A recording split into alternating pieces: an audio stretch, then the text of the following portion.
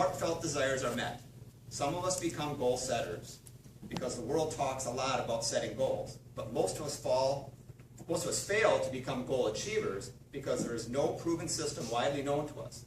Let me tell you how I did discover a goal achieving system I call the First Creation System, which is the message of my upcoming book, The First Creation. Venkat?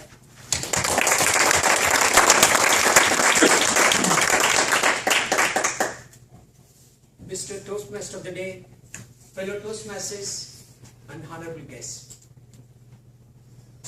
I'm writing a book. The book that I believe is going to be international bestseller on achieving goals. Whenever I tell that to my friends, my colleagues, or someone like you, the first question they ask me is, who the heck are you to write a book on goal achieving? I started asking myself, who the hell am I? Like, I don't have a qualification. Then my heart and soul said, hey, you are a goal achiever.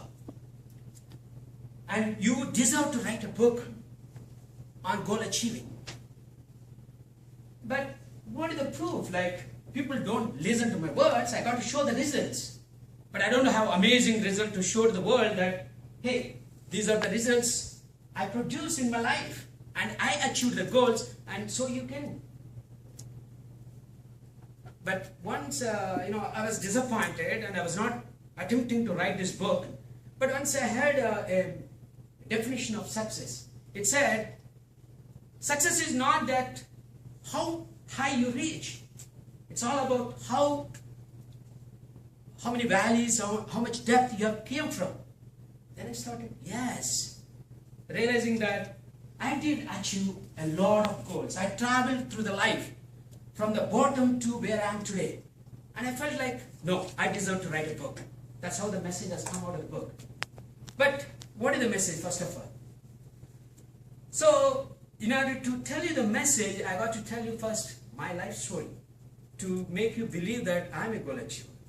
My life, the first memory of my life is the death of my mother. I was 4 years old. My mother died. And what do you think 4 years boy will do when his mother died? What do you think? We think he must be crying, am I right? But I was not. I was playing with boys of my age.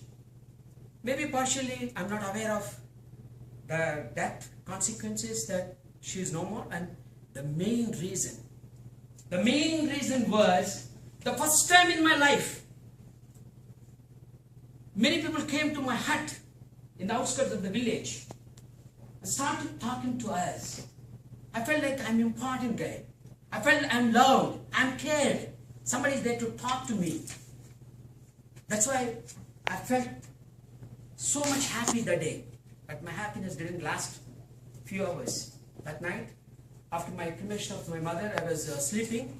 At midnight, I woke up with a terrifying fear. Because I heard the words my father was telling to my elder sister, who was 9 years old. Me, 4 years, my younger sister is 2 years, and the youngest one is 11 days baby. And post-pregnancy disease where I lost my mother. And my father was saying to my elder sister that there is no way we can survive. We don't have any assets, no place to sleep. There's only one way, we have to commit suicide. And I was fearful of, not others, but I'm fearful that my father is going to kill me. And I was begging my father, don't kill me.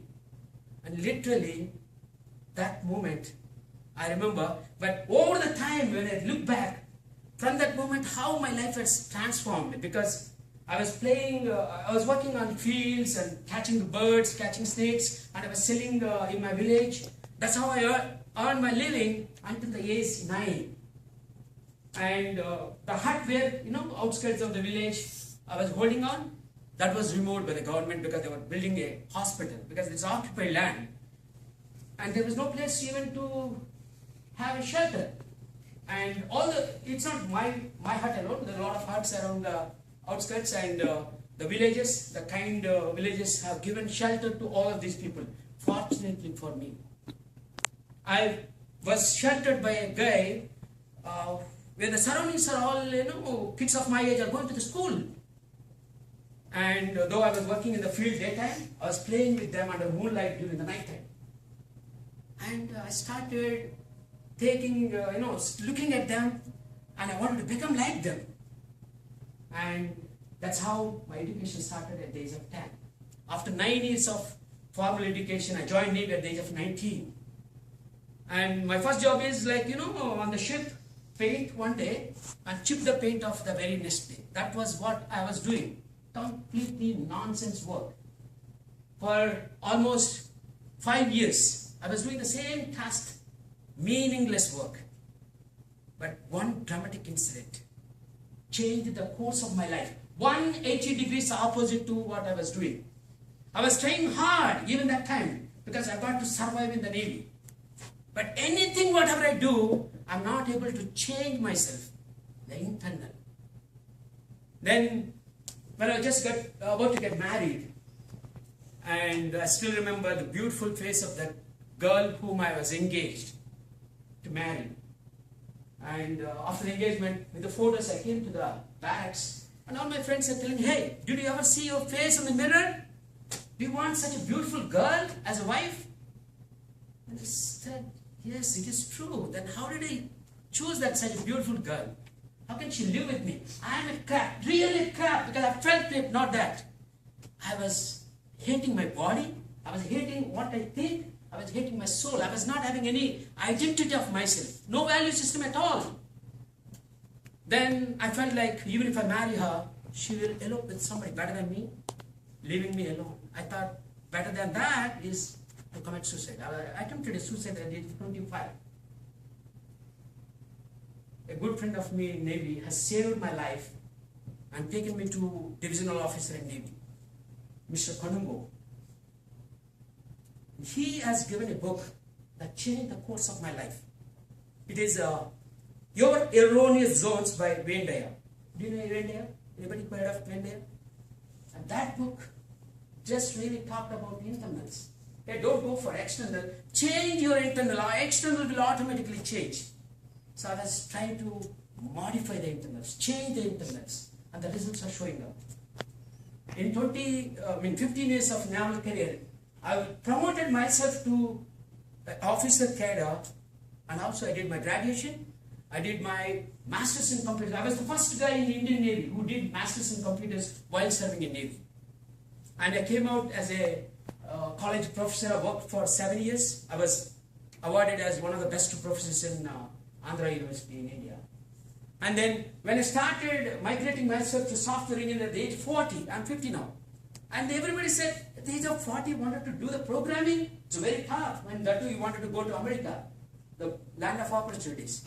I said, that's what I have been doing. Anything difficult, go. And one strategy which I used throughout my life career is acquaint myself with the people who already achieved what I wanted to achieve. That's only one single strategy. So when I wanted to become a professor in a college, when I was in Navy, I was associating with the professors who are computer science professionals. That's how I became like that. Then I was coming to United States. I made friendship in not Facebook, actually through the some friends and all. I've been talking to them. Hey, how does the America looks like? How do they work? And when they told me that you will be working in an international community, I felt like this is the place to become the person which I want to become. I was so passionate to come to this country. And I did achieve. And now I'm running 2 successful companies. It's everything one strategy. I'm becoming like the best friends whom I spend most of my time with. Then I was thinking one day that why can't I write a book on this one? Choose your friends wisely. My daughter said, hey, everybody knows about it. What is the specialty in this book? Then I was trying to see what is happening internally in me. What made me to achieve the goals? By just associating with the best people. One example I should tell you is when I wanted to speak, I was not having any speaking skills a couple of years back. 3 years back, I joined Toastmasters Geico. That changed my life. I am able to speak without fear just because of the Toastmasters. And then I started seeing the pattern. The pattern is, whenever I associate with the best of people, then I'm trying to identify myself with them, like them. Identity change. Because until internally I change, I cannot change the external. And I cannot become something without becoming here. I mean, I cannot achieve a goal that is bigger than me. I've got to be bigger in order to achieve a bigger goal. The second reason is, a second change I observed is setting the goals. I want to become like them, the best speakers in Toastmasters. I would like to become, that's a goal. And then the path, the pattern, how do they think, how do they operate? That's how these three patterns. I said, I was telling my daughter, she said, she's in a college in Virginia Tech, and she said, Dad, everybody knows about this. Why the heck are you writing a book for this? I said, everybody knows, but they don't do, because they consciously know. They do not know subconsciously. They don't know in their guts. There is a technology, conditioning technologies, which takes the identity, the pattern change, the goal into the subconscious mind. That is what the content of the book, which you see here. So I was talking about subconscious mind and the faculty, subconscious mind, and the conditional patterns, how to condition them into subconscious mind so that we become internally, so that the external becoming is just by love, the law of attraction. Thank you, Christmas.